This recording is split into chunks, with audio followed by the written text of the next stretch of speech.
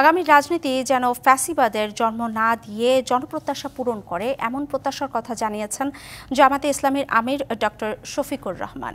সকালে মৌলভীবাজার জেলা জামায়াতের সাবেক আমির দেওয়ান সিরাজুল ইসলাম মতলিবের পরিবারের সাথে সৌজন্য সাক্ষাৎ ও কবর জিয়ারত শেষে তিনি এসব কথা বলেন। জামাতের আমির আরও বলেন, রাজনৈতিক দলগুলোর উচিত সবার আগে দেশের স্বার্থ দেখা। পরে দেওয়ান সিরাজুল ইসলাম মতলিবের গ্রামের বাড়ি গিয়ে তার কবর জিয়ারত করেন।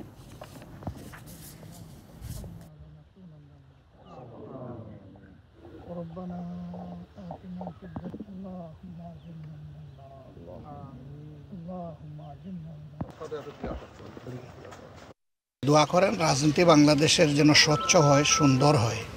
আগামীর রাজনীতিটা যেন আবার ফেসিবাদের কোনো জন্ম না দেয়, বরঞ্চ জনপ্রত্যাশা যেন পূরণ হয়। এই ব্যাপারে রাজনৈতিক দল যারা আছেন তারা যেন সত্যিকার অর্থে মুখে যেভাবে বলেন সেইভাবে দলের স্বার্থের ঊর্ধ্বে উঠে দেশ এবং জাতির স্বার্থকে আমরা সবাই দেখতে পারি। দোয়া করবেন।